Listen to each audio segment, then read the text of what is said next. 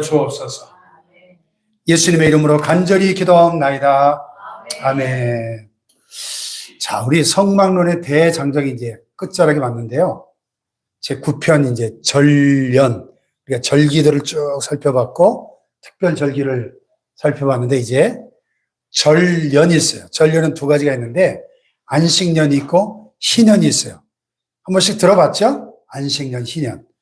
이 두 가지를 오늘하고 다음 주, 좀 양이 많아서 2주에 나눠서 하고, 성만원을 이제 마무리하고, 제가 지난 주간에 가양감리교회에서 아브라함 킹 목사님이라고 하는 귀한 분을 만나서 복음 전도 제자훈련 세미나를 통해서 아주 자료들을 아주 귀한 자료를 많이 받았어요. 그래서 그거를 이제 제가 이렇게 PPT로 영상으로 제작해 드리기로 약속을 했는데 그 복음 전도 훈련에 초점을 맞춰서 한번 같이 나눠보려고 합니다.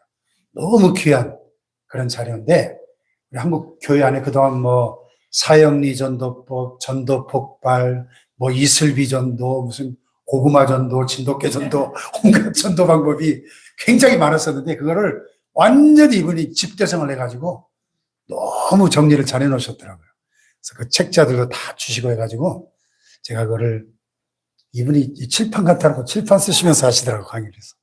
제가 영상으로 만들어 드리겠습니다. 약속을 하고 그 자료를 저자한테 직접 다 받았어요. 그래서 제가 시간 나는 대로 부지런히 이제 영상으로 만들어서 여러분과 함께 나누면서 우리가 신앙생활을 10년, 20년, 평생을 해도 복음이 뭔지, 하나님이 누군지, 예수님이 누군지, 구원이 뭔지, 이 도대체 가장 기본적인 것들에 대해서 확실하게 아는 사람이 많지 않다는 이 기막힌 현실에 이 훈련 부족으로. 그래서 이 오후 시간이 참 육신적으로 좀 피곤한 시간이지만은 우리가 이 귀한 시간 내서 우리가 주일날 여러분이 엿새 동안 힘들게 사시다가 주일날 오셨는데 이 오후 시간을 어떻게 하면 더 우리가 서로에게 의미가 있고 가치 있는 시간으로 갖고 갈 것인가 저도 늘 고민하거든요.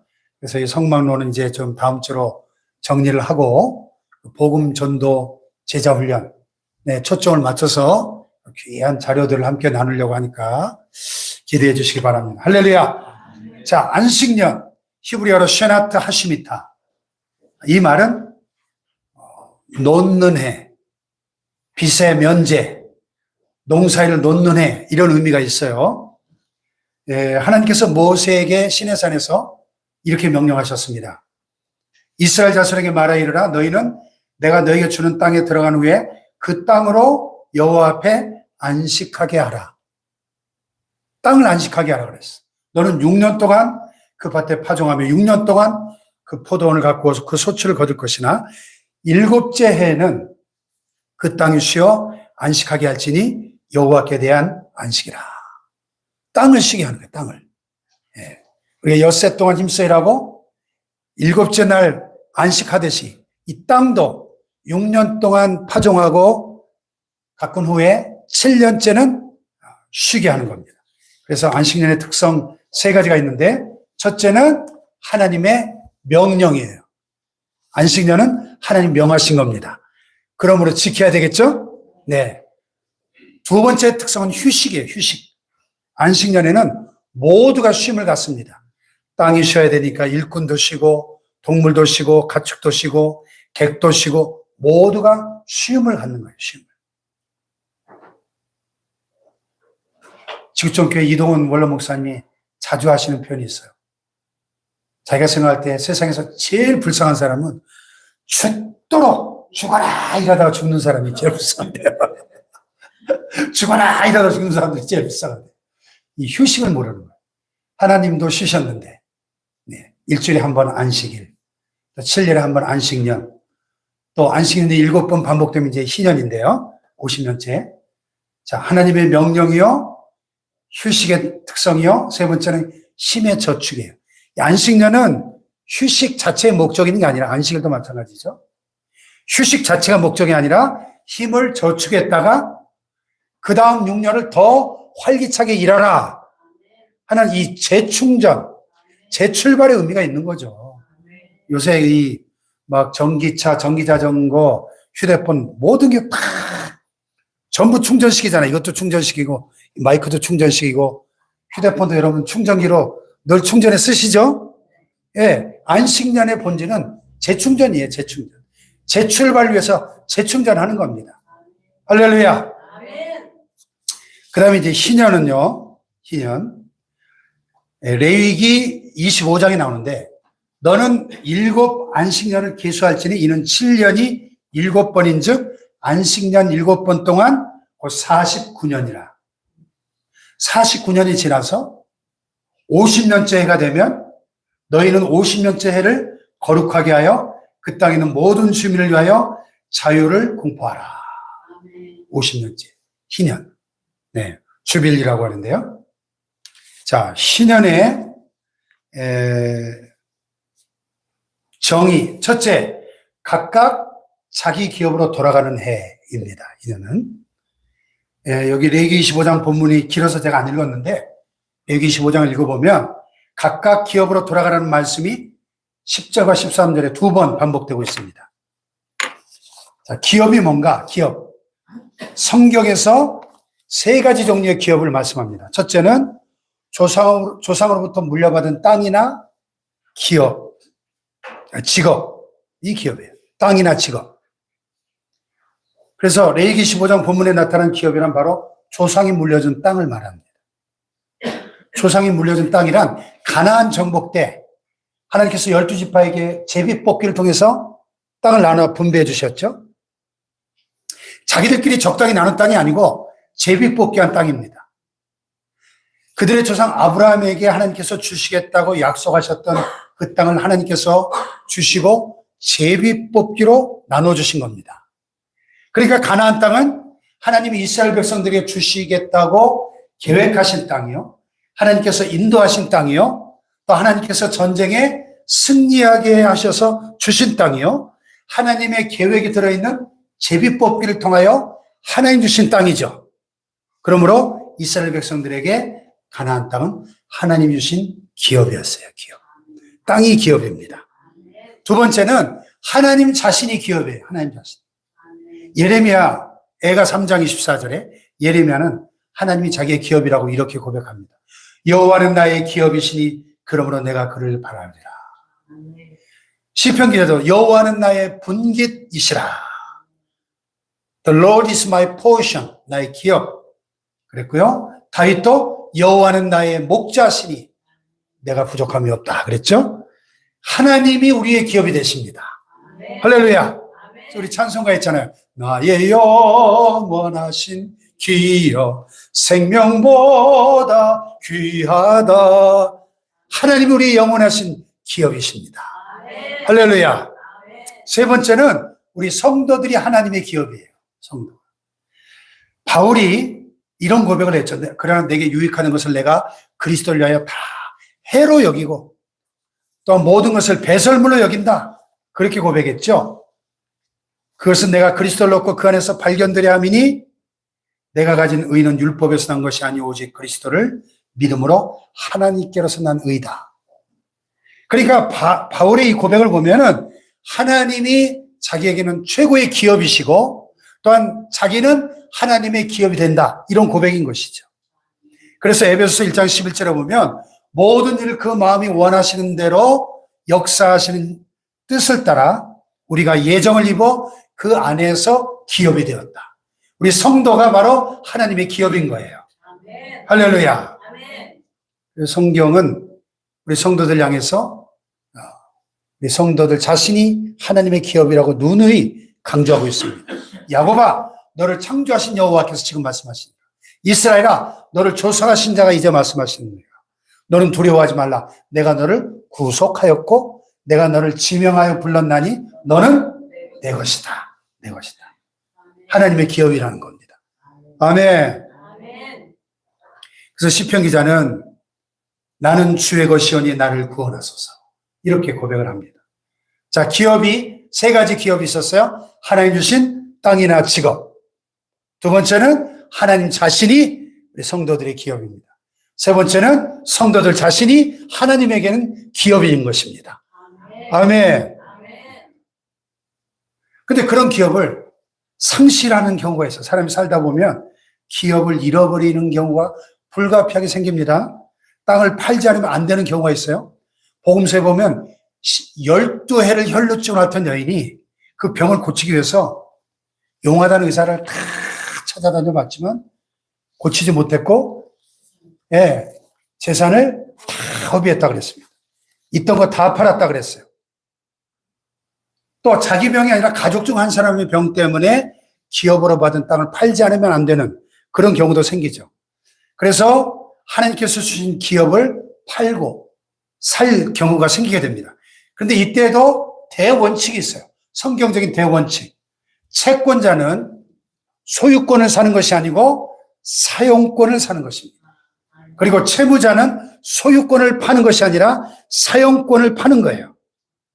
이게 성경적인 채권자와 채무자의 원리인데요. 그러나 한계가 있어요. 신년까지만 사용하는 겁니다. 신년까지만.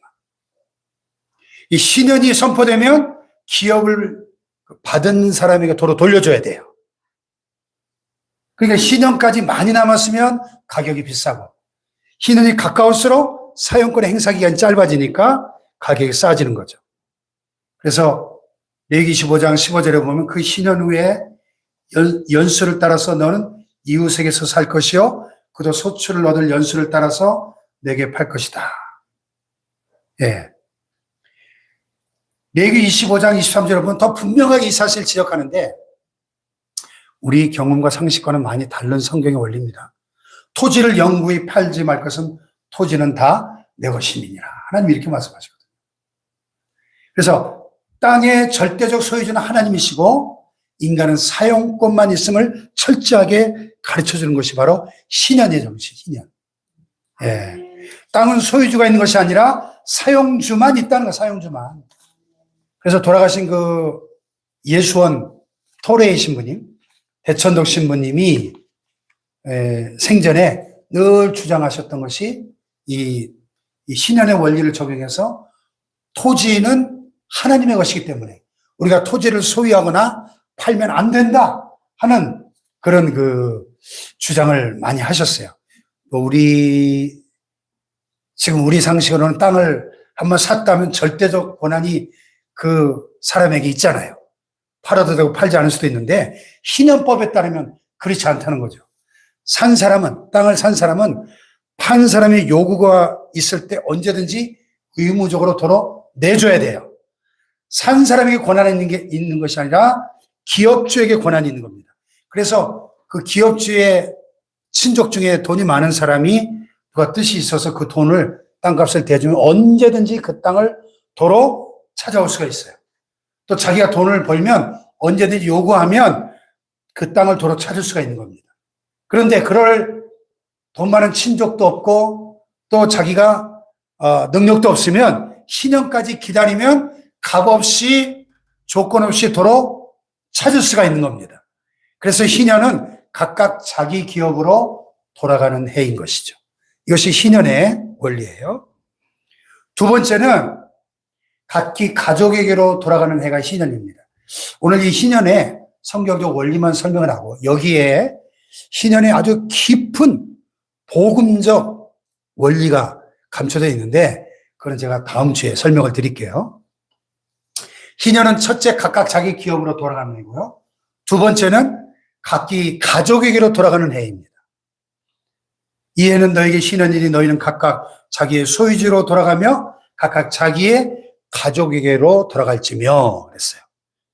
자, 여러분 하나님께서 이 땅을 만드시고 아담과 하와에게 땅을 기업으로 주셨죠. 에덴 동산을. 그리고 가정을 선물로 주셨습니다. 하나님께서 세상에 제일 먼저 만드신 기관은 교회도 아니고 학교도 아니고 뭐예요? 가정이었죠. 가정. 아담과 하와를 창조하시고 가정을 이루게 하셨습니다. 근데 가정이 본의 아니게 파괴되는 경우가 종종 있죠. 열왕기하 4장에 보면 선지자 생도 가정이 나옵니다. 선지자 생도 중에 한 사람이 엘리사 선지학교 생도 중에 한 사람이 빚을 왕창 져가지고 갚을 길이 없는데 갑자기 세상을 떠났어요. 그러니까 이 체주가 빚을 갚지 못한다고 이 사람의 두 아들을 종으로 데리고 가겠다는 겁니다. 모세 율법에 따르면 빚을 갚지 못하면 종이 되게 되어 있어요. 당연한 요구였습니다. 그러니까 이 생도의 아내는 남편을 잃은 그 아픔도 큰데 두 아들까지 잃어야 되는 그런 아픔이 가중된 거죠. 이때 엘리사 선지자가 나타나서 기름병에 기름이 마르지 않는 기적을 베풀어서 그 가정을 파괴되는 것으로부터 막아주었습니다. 할렐루야. 어쩔 수 없이 가족이 종이 되는 경우가 있는데, 그러나 희년이 되면 조건 없이 각기 가족에게로 돌아가는 해가 바로 희년인 거죠. 이 희년이 굉장한 해죠. 여기에 깊은 영적 의미가 또 있습니다. 그 다음에 세 번째는 땅이 하나님께로 돌아가는 해입니다. 땅이. 그래서 희년에는 땅에 파종하면 안 돼요. 파종하지 말라고 하는 의미가 뭐냐면 땅은 우리의 것이 아니라 하나님의 땅이기 때문에 인간이 사용하면 안 된다는 거죠. 그래서 49년째 되는 해는 안식년이잖아요. 그렇죠? 7년, 7년, 7년, 안식년이 7번째 반복되는 49년째 되는 안식년이자 내년에는 뭐예요? 50년째가 되면 희년이에요. 그러니까 49년째 되는 해는 안식년이나 땅을 쉬게 해야 되고 50년째는 희년이나 땅에 심을 수가 없고 그럼 그 다음에 심으면 가을이나 돼야 소출이 있으니까 그럼 48년째 되는 해에는 3년 먹을 양식이 준비되어야 되겠죠. 그렇잖아요. 근데 놀라운 것은 하나님께서 다른 해에는 그 다음에 먹을 양식만 주셨는데 신년을 앞두고 있을 때는 풍성한 양식을 주셔서 막 농사가 2배, 3배로 풍년이 들게 하셔가지고 3년 동안 먹고 살 양식을 주신 거예요. 아멘. 할렐루야. 네. 이와 같이 하나님께서는 하나님의 명령을 준수하는 자에게는 책임을 져주신 거예요. 책임을. 희년은 땅이 하나님께로 돌아가는 해다. 인간이 사용할 수 없는 해다. 땅의 소유권이 인간에게 있지 않고 누구에게 있다? 하나님께 있다는 거예요. 아멘. 이와 같이 희년은 첫째는 기업이 정리가 되는 해고, 두 번째 가족이 정리가 되는 해고, 세 번째는 땅이 정리가 되는 해다. 이게 이제 성경의 기본 원리예요. 그리고 이것의 보다 깊은 복음적 영적 의미는 다음 주에 함께 나누도록